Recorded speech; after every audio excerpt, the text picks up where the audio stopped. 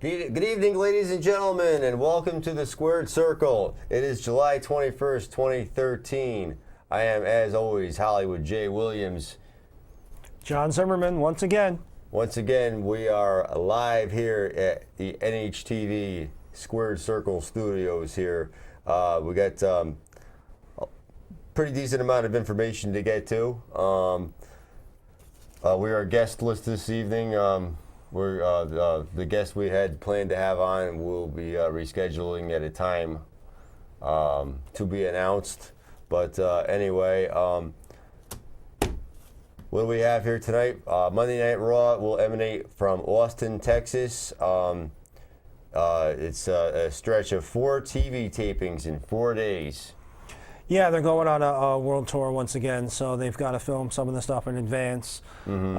Hopefully we can stay away from some of the spoiler sites and not know what's going to happen, because that was a plague for TNA, because they would film down at the Impact Zone, a month's worth of shows, and then we'd know what was going to happen.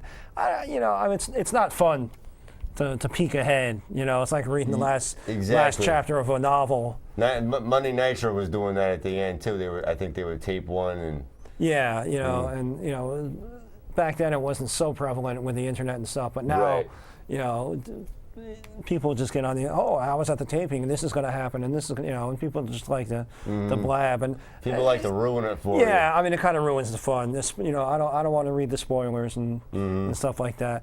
But it's a necessary evil for WWE right now, because they're going to go overseas, and with the time difference, they can't do a live Raw there and here. Oh yeah, obviously. So I think once in a while they do Raw from England. Yeah. I remember a Raw in Italy once. Mm-hmm. It's a rare thing. And a Raw in Japan even. Right. Yeah, but it's a rare thing, and it's just a difficult thing to do. It's a difficult thing to get the audience over there, to come in at the odd time for them, just to make it live for us at 8 o'clock. Yeah, no, everything overseas is always taped. Yeah. Yeah, but it's get them to appreciate the product too. Yeah. Oh yeah, I mean it's a smart move to go, and globalize your product, and get more eyes on it, and but for us here, we're robbed of that live experience for a couple weeks anyway.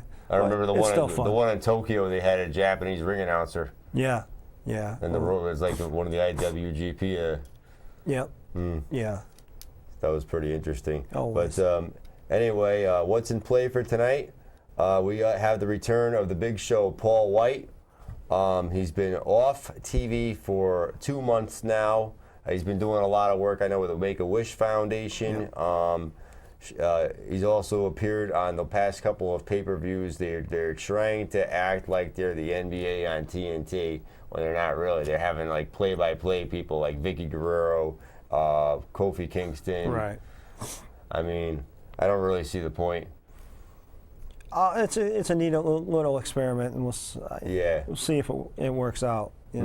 I think it may be just a test for maybe replacing some of the announcers. So you put somebody in that play-by-play mode to see how they make out. We don't know. We'll see how it works out. But it might be, they might be looking to go a different direction. JBL can't sit behind the desk, for much longer.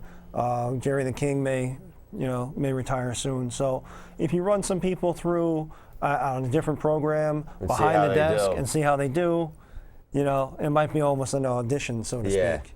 I mean, I don't think Vicky Guerrero does well with anything. No. Well, you know what? We were talking before the show, and Vicky Guerrero, as I've said before, makes you hate her. So she's doing her job as a heel character. So, as much criticism as she takes, that means she's that good. And she is good. It's always the object of the game when somebody's playing the heel is they don't want you to like them. Right. Right. And exactly. they want to blur that sense of reality of Yeah. Yeah. But whatever this guy is doing now, 3 months from now, if he's good, now you're gonna love him. Yeah. Oh yeah. But it's just the nature of the beast, and like I said, she is a great heel persona, heel character, And anytime she walks out, she just has to walk out, say excuse me, and she gets a pop. Oh yeah. So that means she made her character. As long as nobody tries to do that on YouTube, like do their own excuse me's. Yeah. But anyway, also follow up on John Cena giving in to the wishes of the fan base by selecting Daniel Bryan as his SummerSlam opponent. Plus, what's going to be in store? The Money in the Bank title shot winner, Randy Orton, will be on Raw, obviously, tonight. What kind of role is he going to be playing tonight? He's going to want to cash that briefcase in at some point. Is he going to do it at SummerSlam? I don't want to do the spoiler alert, but I have a feeling I know what's going to happen. But we will... Let's let that hang for a moment, because I don't want to ruin it. Yeah. Having just said previously about the tapings, I think I know what's going to happen, and we'll see. I want to see Daniel Bryan get continue to get the push that he's getting. Randy Orton's going to be the wild card in the whole situation, and it promises to be interesting. This may be Randy Orton's, one of his last runs anyway. If he gets the title away from Daniel Bryan. Daniel Bryan right now is so hot that he doesn't even need the title, but just having him in the main event picture is enough. It's good to have him in the main event picture. It's probably good to have him as a champion once again. Yeah. And I think the belt, he's had the belt before. He's had the world title before. I don't know if he's had the WWE title as of yet, but no. Right. And obviously he's had the tag team, so. And his character at the moment is one of the top 3 in the company.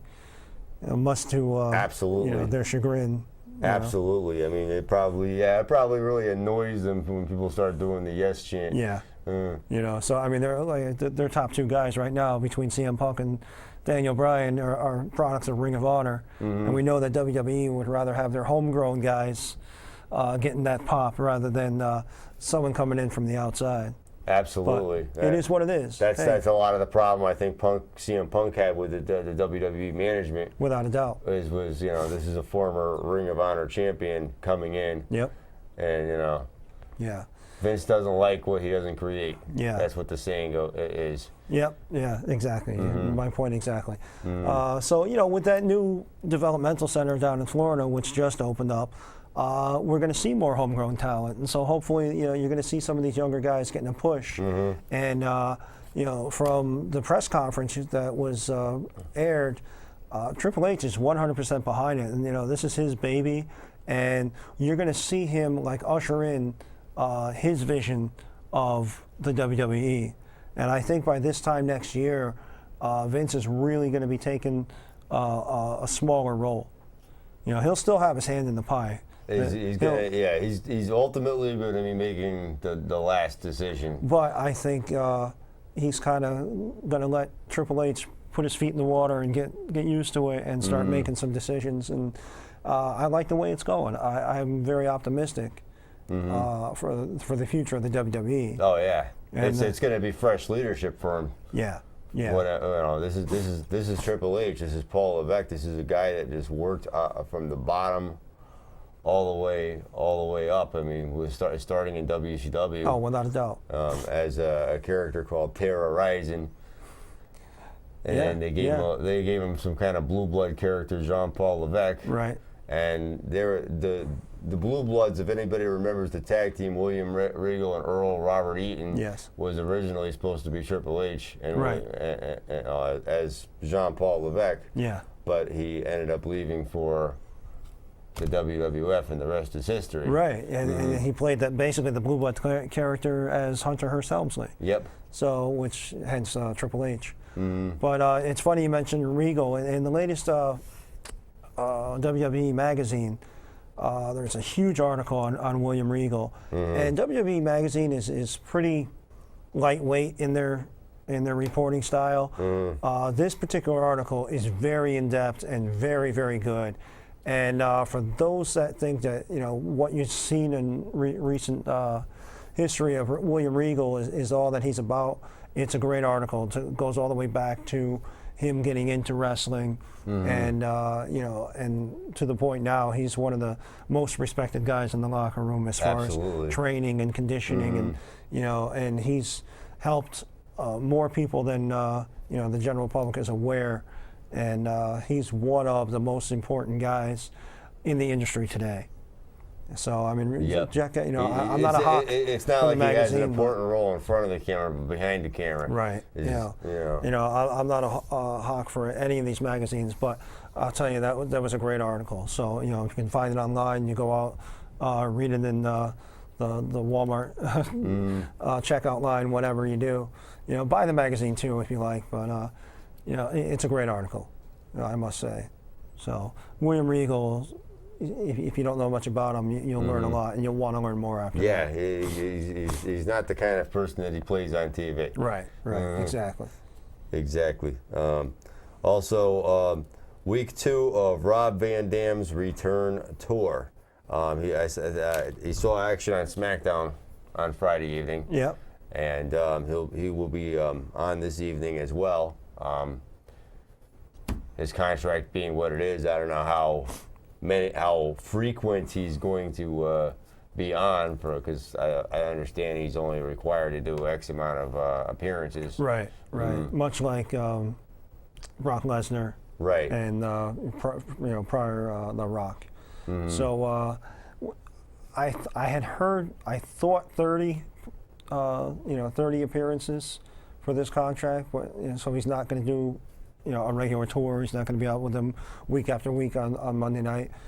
But you know, I hope they just utilize him properly. You know, they don't just stick him out there to get a pop and get a rating. You know, they're going to utilize him in a storyline and hopefully push, you know, a younger guy. I'd like to see him get into a program with one of the up and comers, and you know, maybe like a teacher versus student. Maybe take somebody underneath his wing. Yeah. Yeah, you know, you mentioned that. There's a good show for Mr. Perfect. Curtis Axel. Curtis Axel. Yeah, Curtis Axel. That might be a good. I'd like to see that. That match. Would be a really good feud. That would be a good match too. Yep. You know, leading up to a pay-per-view match. Yeah, because I mean, or do you think Van Dam might find his way into the Paul Heyman camp? You know, Paul Heyman's got enough going on right now, and he's, you know, involved pretty thick in the storylines. I think that would just murk the waters a little bit. I think Rob Van Dam's enough to keep him as his own entity. Rob Van Dam's enough to keep him as his own entity, and Rob Van Dam has been screwed over so many times by Mr. Paul Heyman, it's probably not even funny. Yeah, keep them away from each other. Yeah, I don't think you know, really trust the man in real life, let alone on the story, the walrus, cuckoo. It's like, you know, that's there's a lot of history there. Going back to ECW, and you know, when Paul Heyman was the owner operator, and you know, money. Well, that's you know, the ECW, Rise and Fall ECW. That's another show, and all you know, in itself. We can sit here and do a 2-hour special on that. But yeah, I mean, the Paul Heyman story has been hashed over many a time. Brock Lesnar right now is not advertised for Raw. I mean, but the last time he wasn't advertised for Raw, he showed up anyway. Right. So, I mean, that doesn't really mean too much, because if they want to bring him out, they'll bring him out. That's the bottom line there. But it's all follow-up on this CM Punk Paul Heyman feud. How long is it going to last? How long is this going to drag out? We'll more than likely end up with CM Punk and Brock Lesnar at SummerSlam. If not SummerSlam, they'll drag it out to the next pay-per-view. Or it'll start at SummerSlam. Yeah. We'll just put it. You might see the preview. It's not going to be the end of it at all by any means. Period. But I think Brock Lesnar one-on-one with CM Punk at SummerSlam. The only reservation I have with that is, I mean, we know that Brock isn't the greatest wrestler on the planet. And no, he's more of a fighter. He's more of a big, like, bulky monster. Right. He's more suited. I think he's more suited to the cage than he is the ring. So putting him in with CM Punk, who's already working hurt. He just got the staples in his head. He's just coming back from major injuries and some rehab stuff. I don't want to see Brock, hurt CM Punk. Not only as a fan, but as a person, CM Punk is really putting himself in harm's way. And unless they really rehearse with one another, which we know it's scripted, so unless they really work it out, they're really gonna have to work it out. Yeah, big time. If they go out and wing it, Brock is gonna really hurt this guy. And it might be career-ending, and I don't want to see that. Brock has the tendency to, Brock has a tendency of hurting people like that. Yeah. And CM Punk has the tendency of having so much pride that he's willing. He's probably looking forward to taking on this challenge here. Yeah. But you don't want to see. I don't want to see anybody get hurt, and especially a guy like CM Punk, who's, at this point probably has at least 10 more years to go. And you don't want to you don't want to see any of those years shaved off. Absolutely not. Like Steve Austin. Steve Austin, the injuries prevented him. Otherwise, he'd still be going. Steve Austin would definitely it would still be the Stone Cold era. Yeah. His he would have had at least 10 more years. And if not for the injuries that he sustained. And it was all accidental, and it does happen. But again, you want to keep yourself out of harm's way as much as possible.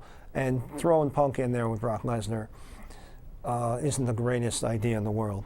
But then again, throwing anybody in with Ryback isn't the greatest idea in the world either. And if you're gonna have, they're looking at it like this: if you're gonna have CM Punk be babyface, you're gonna want to have him feud with the other most important Paul Heyman guy. Oh yeah, I mean, Brock as a Lesnar. story on paper, I mean, it's great. Here you got two former, at least co-workers, in Paul Heyman's stable. You never really going up against one another. saw him, and Paul Heyman said this too. He's claiming there was some professional jealousy between Brock Lesnar and CM Punk, and that he always wanted to team them up together. And he's claiming about all the money that all three of them could have made. It does make for a good story, but I mean, were they supposed to be a tag team? I can't really see it happen. I could never see. I'd rather have Kane and Daniel Bryan be the tag team champions for the next 10 years than the tag team of Brock Lesnar and CM Punk. Oh, it just doesn't seem natural. I don't think it would gel. Their styles are so totally different. Just the wrestling styles, just their whole approach to the business. Brock is just the beast that comes out and wipes the floor with you, and CM Punk is more technical and will come out and can do a 20-25 minute match and not even break a sweat. Whereas Brock Lesnar, after 3 minutes, he's done. Right. He's like the big man of today. Yeah. Like back in the early to mid '90s, you had Psycho Sid, Sid Vicious, power bombing people. Yeah. I mean, if Brock Lesnar was around back then, he probably would have made a good tag team partner for Sid. Oh yeah. Because of that's the style he is. And I'm not criticizing. Of course, we need that. You need that difference, but it just doesn't gel with the CM Punk character. You need the big guys like that, the big beasts. You need Brock Lesnar. You need a guy like Ryback. I just wish they were better trained technically in the ring rather than just go out there and be the beast. Yeah. Because even Mark Henry, as big as he is, can show some technical, savvy in the ring. Absolutely. And not, make it look like he's really hurting somebody. So it is what it is. You're going to have guys like that. History, history's always shown it. You've had them the whole time. Without a doubt. And when Ryback and Lesnar go to pack it in, there'll be more beasts. Talking in the future. Talking about big men with physique and very little wrestling talent. Have you seen the promos for the new WWE video game? hell froze over. I saw I think it briefly. we talked about it a little bit last week, but hell froze over, and Jim Hellwig back working for WWE. Who would have ever imagined it? Jim Hellwig, I can't. Ultimate Warrior for those. Ultimate Warrior. I can't figure this out. Now, I mean, this is just the beginning. I don't know if this is the beginning. It's all speculative at this point. There's no indication as to whether or not, his reappearance is anything more than just for that video game. Well, they didn't use him, was it 2 or 3 years ago when they had the WWE All-Stars game, and the Ultimate Warrior character is on the cover of the game. Right. So they didn't approach him, and they didn't work with him to promote that particular video game. No. So why now? I mean, he's a bonus character if you pre-order the game. Okay. So why now bring Jim Hellwig back? And it's ironic that it's right at SummerSlam, which was like the whole rift, where the whole rift began, if I'm not mistaken, correct? The SummerSlam when he strong-armed Vince for the money. So the story goes. But I find it amusing and curious that all of a sudden Jim Hellwig comes out of the woodworks and he's promoting the WWE video game. But there was rumor last year before WrestleMania of inducting Jim Hellwig into the WWE Hall of Fame. Hall of Fame. Thank you. That might be that might happen for New Orleans. Yeah, are we gearing up to? Because really, we have really no indication of what they're thinking of for this upcoming Hall of Fame. No. It's New we can Orleans. assume and we can assume Paul Bearer is a gimme. I'd say Paul Bearer. I'd say it's possible Jim Hellwig. I mean, the perfect time to put Jim Hellwig in would have been when they did the WrestleMania out of Phoenix. Yeah. About 3 years ago, 4 years ago now. Well, as I said, they weren't. They didn't utilize him for that last video game, which would have been around that same time. So it's just curious to me where they're going. Hey, it might have just been, hey, come into the video game, we'll give you X amount of money and be done with it. So it might have been a one-off thing, and hey, behave yourself for one day. Right. And we'll be cool. But, if they're going to go anywhere with it, I'd like to see, if they're going to lead up to, the induction at WrestleMania. And I think that speech will be as good as Bob Backlund's was this past WrestleMania. Because that was insane. Ultimate Warrior for WWE Hall of Fame. I think the speech Ultimate would be amazing. Warrior is on the War Games DVD. Yeah, we by the way, touched upon that a little bit last week.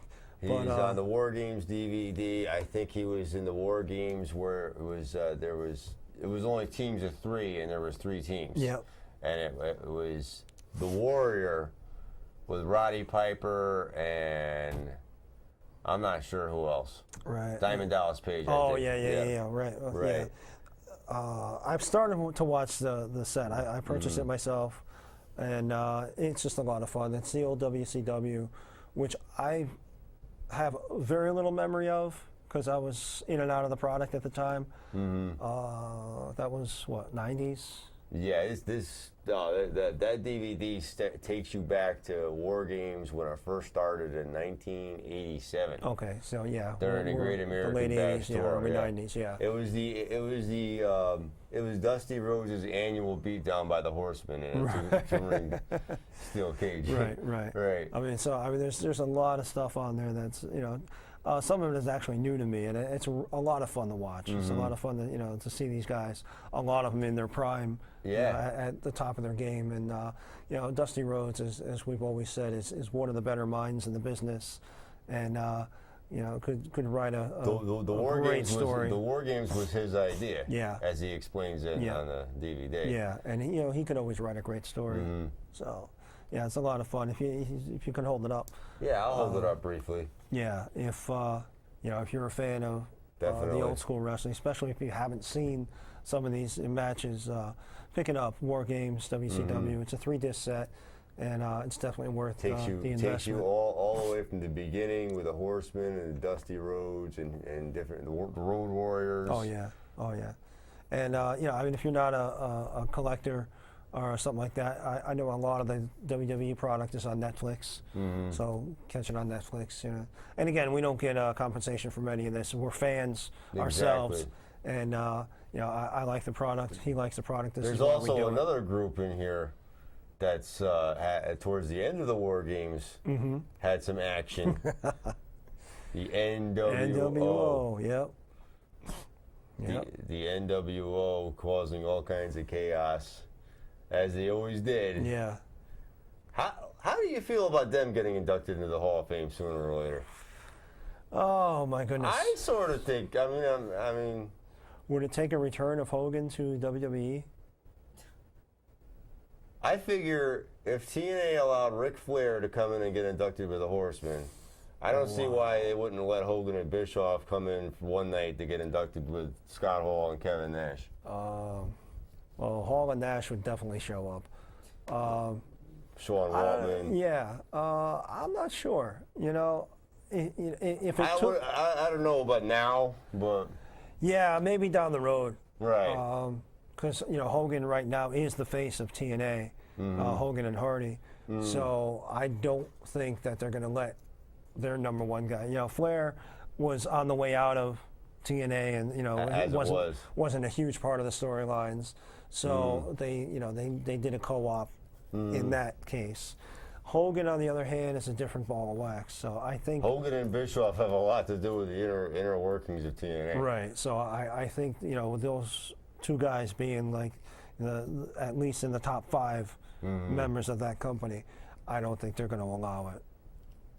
But at least you never know. You never know. TNA might be able to parlay that into some ratings for themselves. If they can get Hogan to give a little plug. Yeah, right. Well, Flair plugged it when I'm a 2-time Hall of Fame, and he did that on Impact when he came back the following Thursday night. Right. I thought that was really cool. So I don't know. I like to see the two companies play nice with one another, but there's no advantage to Vince to get Hogan out of the TNA. There's more advantage to Dixie Carter to have Hogan appear in WWE. So we'll see. If the WWE Hall of Fame is lacking of someone to induct, right? Then they're going to go for it. No, they would go for something like that. Yeah.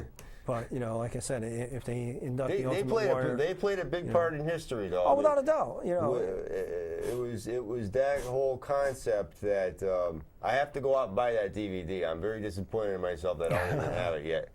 My Norteven chapter and all that. Right. Excuse me. They played it. I mean, that whole storyline caused the ratings war to shift towards WCW. Oh no, it put WCW on the map. They won for that, at least that short period of time. They won the Monday Night Wars.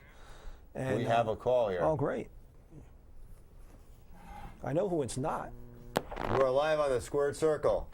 You talk about the golden days of wrestling. I think in the late 70s and 80s was probably the best product I've ever seen. Not so much the action, but I think the interviews. I think the interviews with Gene Okerlund and Lou Albano and Freddie Blassie. Oh, without a doubt. Actually like vaudeville, so it was very, very funny.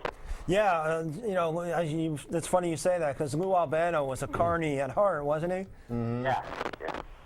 And I used to think, and I saw a lot of these interviews after Lou Albano died. I went on YouTube just to see some of his interviews with Gene Okerlund. I mean, it's classic stuff.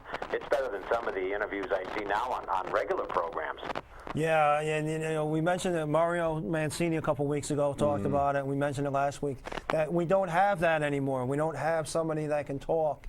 And really, and as you mentioned before, John, I'm really not into the product now as I was actually back when my kids were growing up. Yeah.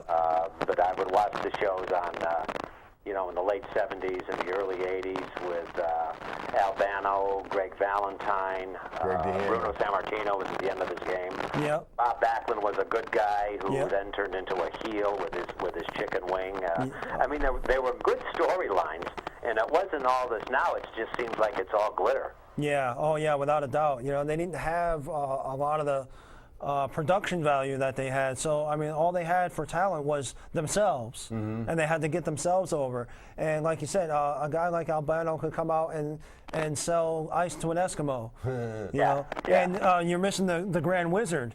Yep, the Grand Wizard You know, as with well. superstar Billy Graham. I remember him, and even who's the guy with the megaphone? Is it Jimmy Hart? Was it The Mouth of the South? the Mouth of the South, Jimmy Hart. You know, and, you know, you had Jim Cornette at the time with his tennis racket down in the.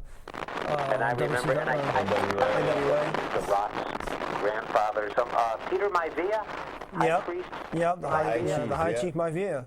Isn't he related to Dwayne Johnson? Yeah, that's his grandfather. It is his grandfather. Okay, Yep. I thought I heard it correctly. So. Yeah, Rocky Johnson married Maivia's daughter, and you know, The Rock is their son. So. Yeah, it was Dwayne Johnson, right? Is that his real name? Yes, yeah, Dwayne Johnson. Jr. Yeah. Yeah. So Rocky But Johnson, like I say, who there's used not to be the much, tag team these with days. Tony. I did not Clemens. realize that Steve Austin was injured because I thought he was. He kind of fit that breed. He was entertaining. Oh yeah, without a doubt. You know, and in you know, in his the Attitude Era is all about, you know, Stone Cold Steve Austin and flipping off the boss and his feud with Vince McMahon. The major injury that he had was Owen Hart dropped him on his head and broke his neck right in the ring. Really? Oh. Okay. Yeah. I did not realize. And it was a miracle. It was a miracle he was able to even finish the match. Yeah. But I mean, You know, then he had neck surgery and he was out for quite a long time after that, but came back with it. It never just was the same. Right, and then, you know, then the knees went, and you know, all sorts of other stuff. But how old is Steve Austin now? I'd say mid-40s. No, he's probably in the ballpark of 50. But yeah, I mean, he's a young Getting man, up there, especially yeah. now. I mean, when you look at some of the guys that are, you know, Hogan's 70. You know, or approaching 70, and you know, Flair's over 70, and they're still at it. You know, Stone Cold, you know, retired 15 years ago, and he could have easily had more than 10 years added onto his career. Oh, easily. Speaking of glitter, Hollywood Jay, I wanted to wish you the best of luck. I understand you're going out west to my favorite city in a couple of weeks. It'll be. I saw that on Facebook. I don't know if it's right.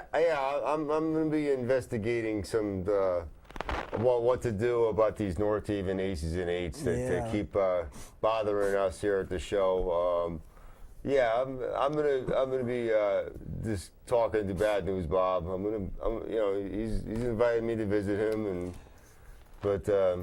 I promise you, there will be a full investigation and the shenanigans. Well, I'll tell you, if you get out to the Mustang Ranch, I left a pair of pants there if you pick them up for me. Okay. Hey, Ed. I heard you have some fishing tips. I was just hearing about some fishing tips you gave us on the Cuomo show. Some dollar bills to catch stripers. Oh, is my co-host in there? Stripers? Stripper? Oh, yeah. No, it's that was back in my single days, which may be coming back soon. So. I did want to say one more thing before I go. I saw a post, Jay, that you had put up on Mad Mark. Wrestling somebody, I think from the 1990s. Is it Mark Calloway? Mean Mark. Oh, Mean Mark. Before he was the Undertaker. Oh yeah. And I was fascinating because they were doing commentary on him, and he said he had a Bachelor of Arts degree in sports medicine or something like that.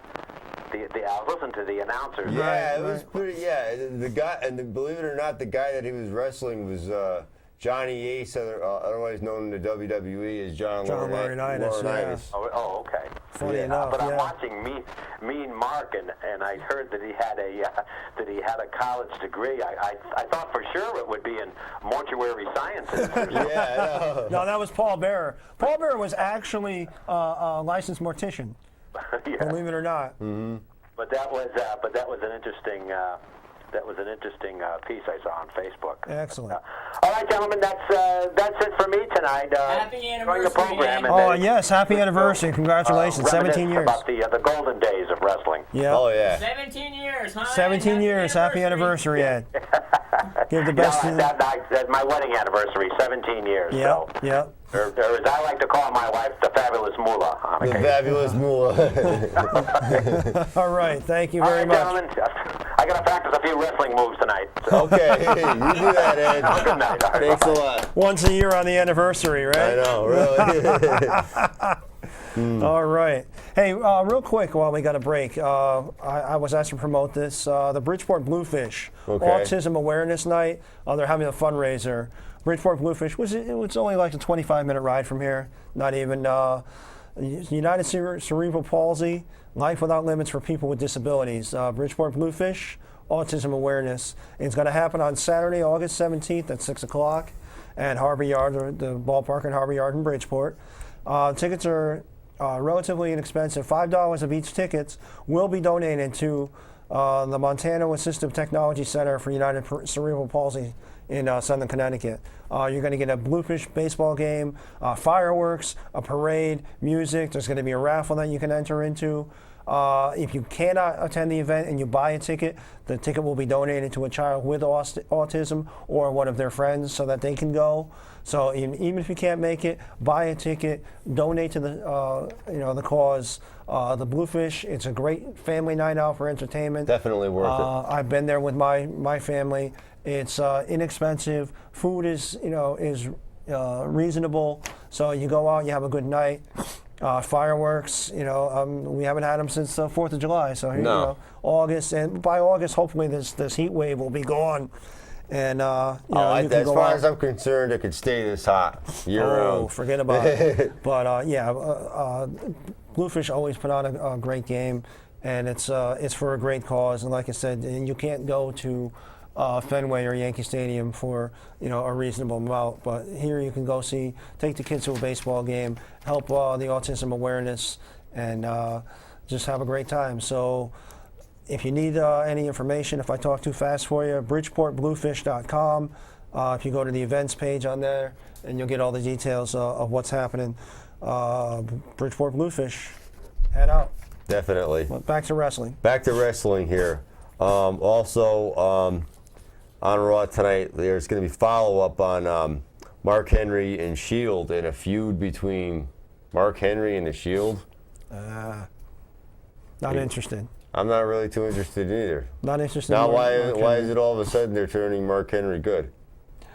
I really don't get it. I don't know if they don't know what to do with him. It doesn't make sense. Or the Shield.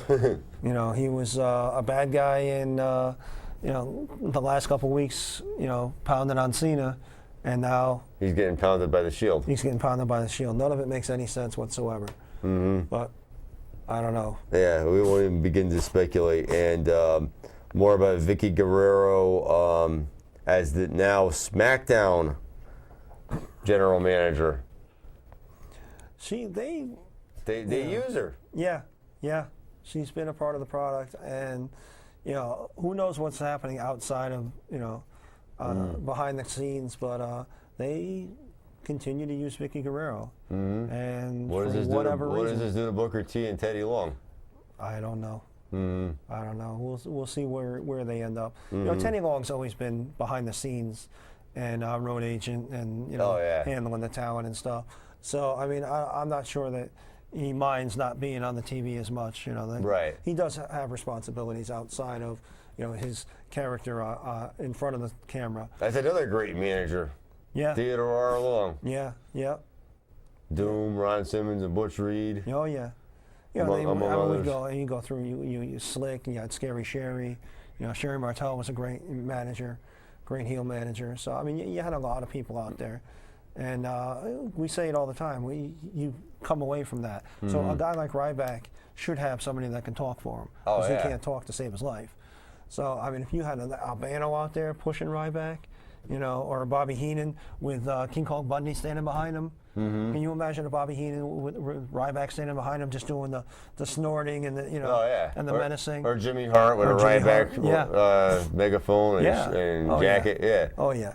So I think we really need to come back to that, and somebody needs to get the DVD of the World's Greatest Managers into the hands of Triple H and remind him, hey, you remember these people? Remember when you had somebody out there? Exactly. Yeah, you remember the guy that used to stand there outside the ring? Yeah, of course, there was always shenanigans in the ring. You know, you had Cornette hitting somebody with his tennis racket. You had Jimmy Hart hitting somebody with the megaphone, right? You had Lou Albano just clobbering somebody. J.J. Dillon with a Horseman. There you go, right?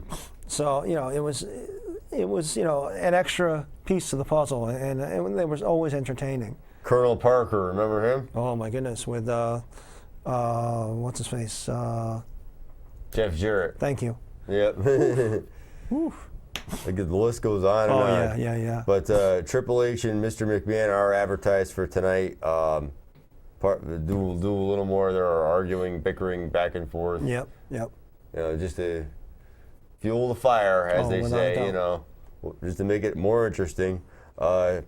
Week 3 of the intro of the Wyatt family. Yep. It's fun. It's been good. I like They'll pounce on someone else this week. I like the vignettes. I like them. Their entrance is great. Pretty soon we're going to see that lantern on the shelf with all the figures. So probably they'll be selling that really soon. And I think it's fun. I really like where they're going with it. Congratulations to Husky Harris for making a new character and reinventing himself, getting himself back into the program. Yeah. So I think it's fun. I just want to see them compete instead of coming out and beating people up. Give it a slow burn. I like it. You know, they're not rushing it. They didn't come out and just put them into the main event of the next pay-per-view. You know, I like that they're taking their time and investing in the story of these characters. You know, you just can't have. It's gonna take some time. Yeah, I don't think it's good to have them just appear and just start. You know, put the belts on them. Put the belts on. Yeah. Because if they did that, people are going to think, because everybody knows that it's the son of Mike Rotundo, right? Formerly Michael IRS, Wall Street, formerly IRS. Yeah.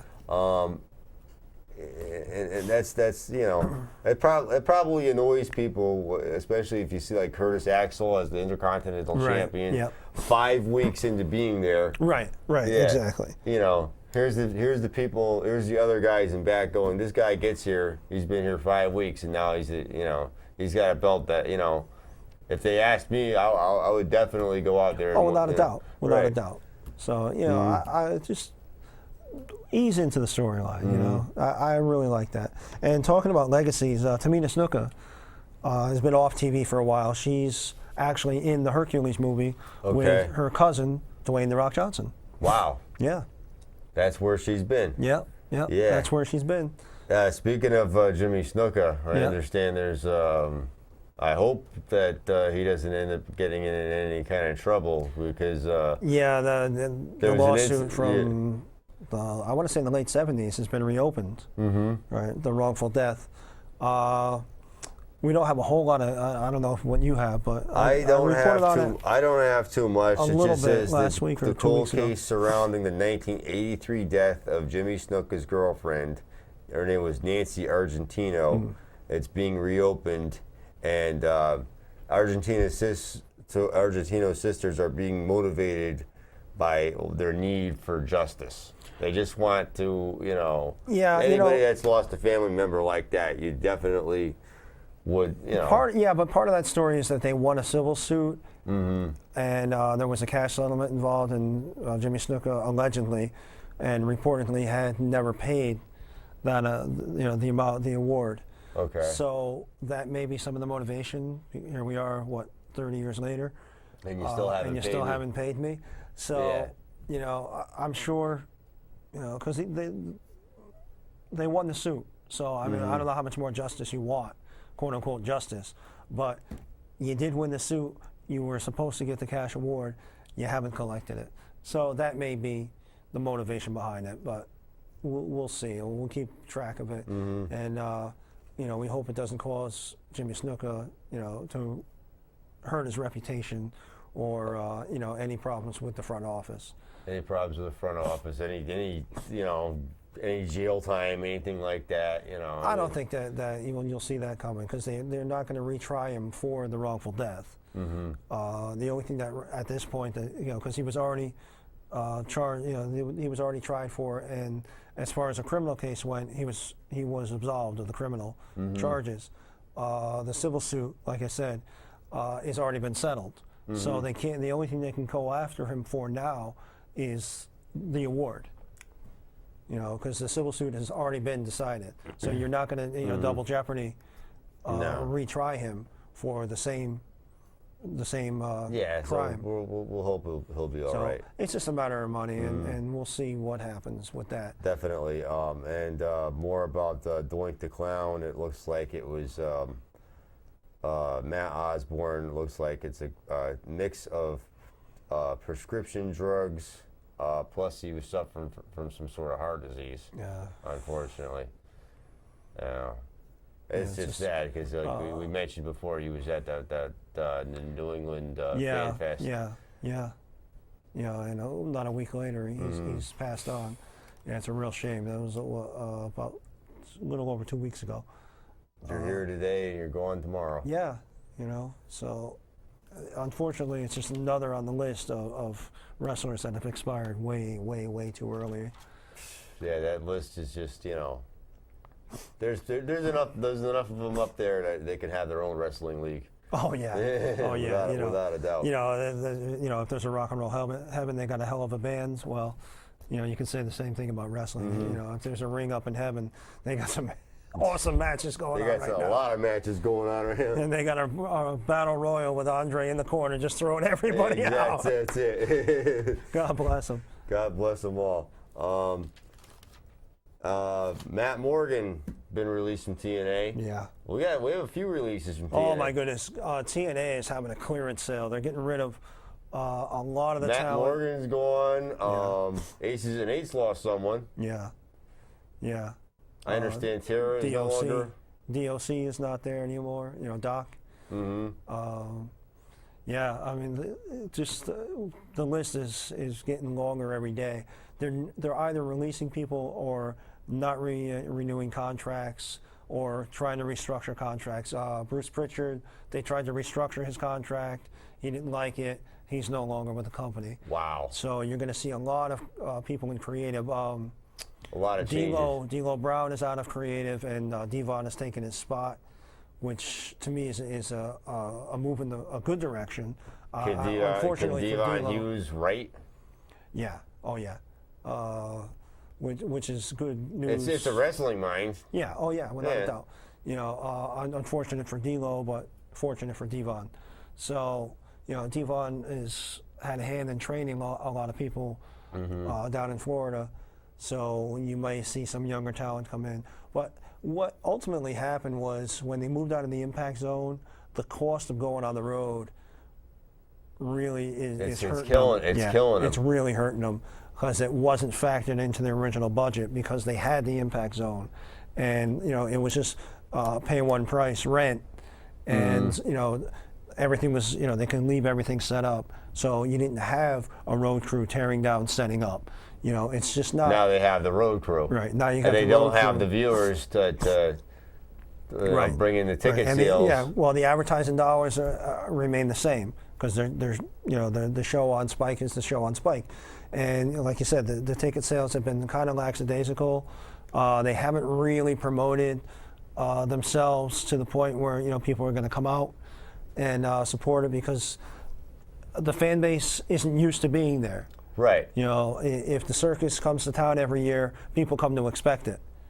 I mean, in time, their fan base might ultimately grow. Gradually it'll happen. And hopefully they don't run out of money beforehand. But as I've reported before, by 2016, they need to show some improvement for Spike. Otherwise, their Spike TV contract is going to expire, and they're really going to be hard pressed to find another network to take them on at only about 1.5 million viewers on a regular basis.